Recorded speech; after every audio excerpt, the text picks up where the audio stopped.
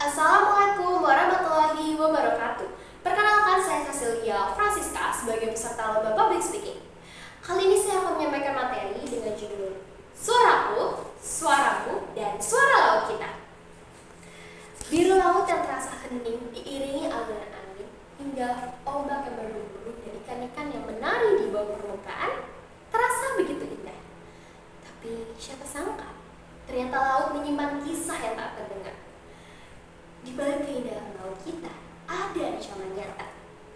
Seperti kita tahu bahwa negara kita, negara Indonesia, merupakan negara maritim dengan laut yang begitu besar, luas, dan indah.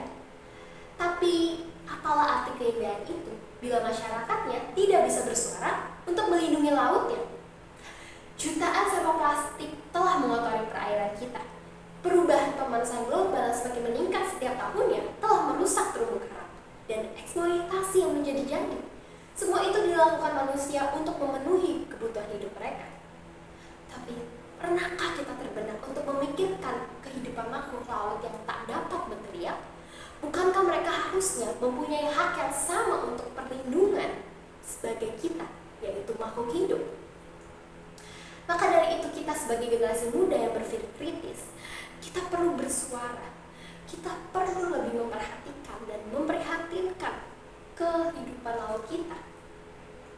Dengan aksi nyata seperti edukasi dan keberanian untuk bersuara, melakukan hal-hal kecil seperti pengurangan penggunaan sampah plastik, mengedukasi orang-orang sekitar kita, dan juga mengikuti gerakan lingkungan. Itu semua adalah hal yang sangat kecil, tapi sangat berarti. Memang ketika kita bersuara untuk memberi penyampaian materi atau saat kita memberikan suatu isu-isu saat ada di obrolan sehari-hari, itu merupakan suatu bukti nyata bahwa suara itu bisa didengar. Karena saat itu orang lain bisa berpikir dua kali untuk membuang sampah sembarangan ke laut. Maka dari itu, satu suara itu bisa menular menjadi ribuan. Karena semakin banyak suara, semakin pula besar tekanan yang ada. Tekanan itu dapat membuat suatu perubahan.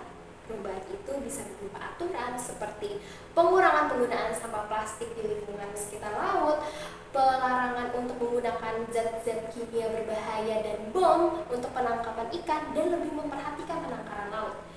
Itu semua adalah aturan yang bisa semakin diperhatikan. Siapa yang bisa mengatur tersebut dan siapa yang bisa memiliki aturan tersebut, yaitu adalah pemerintah yang memiliki wewenang tersebut. Wewenang itu bisa semakin diperhatikan karena suara kita sebagai masyarakat ya untuk lebih juga memperhatikan. Maka dari itu dibutuhkan kerjasama antara pemerintah dan juga masyarakatnya untuk semakin lebih peka terhadap kehidupan makhluk-makhluk laut.